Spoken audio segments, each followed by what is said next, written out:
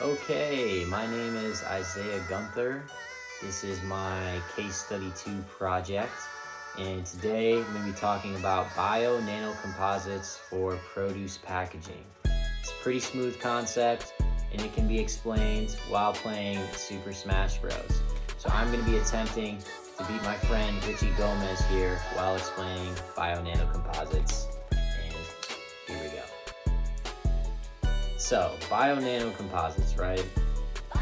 There's a lot of post-harvest losses with produce right now. We have storage facilities, and there's a lot of emphasis placed on the packaging for produce. So that's typically plastic, just because it's cheap, easily accessible. But there is, of course, environmental concerns because it's not biodegradable. So recently, there's been a lot of research focused on using biopolymers because they're degradable or can even be edible in place of plastic and pretty accessible. However, biopolymers by themselves aren't really that good as packaging for food. They're missing on a lot of barrier properties. They're not very mechanically strong, and they aren't really ever antimicrobial or antioxidant. So to get around that, there's been research recently put into filling the biopolymers with a nanoparticle that can address some of those shortcomings of biopolymers themselves. So like this could be an example of something inorganic like gold or silver, which has really good properties. However, there's a lot of concerns about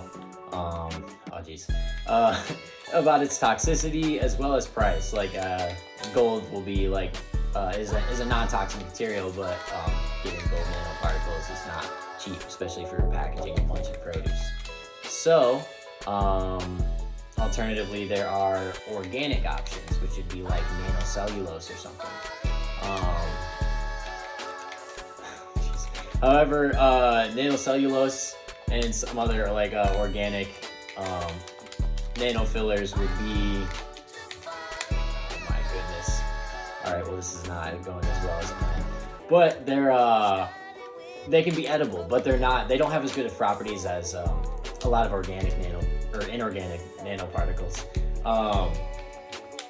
But there is still research being put into that because you can take something like nanocellulose, which is edible, and mix it with a biopolymer to have a completely edible packaging in place of plastic.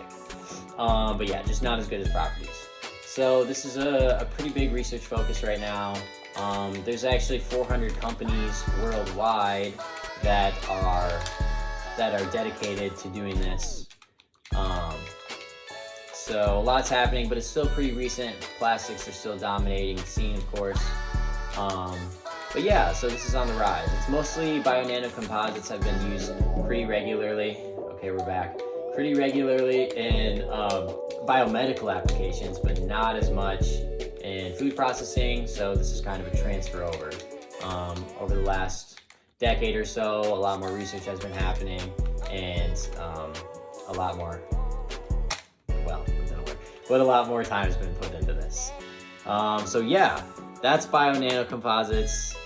Thank you, Richie Gomez. That was harder than anticipated, but still, bio-nanocomposites, cool thing, easy concept to get.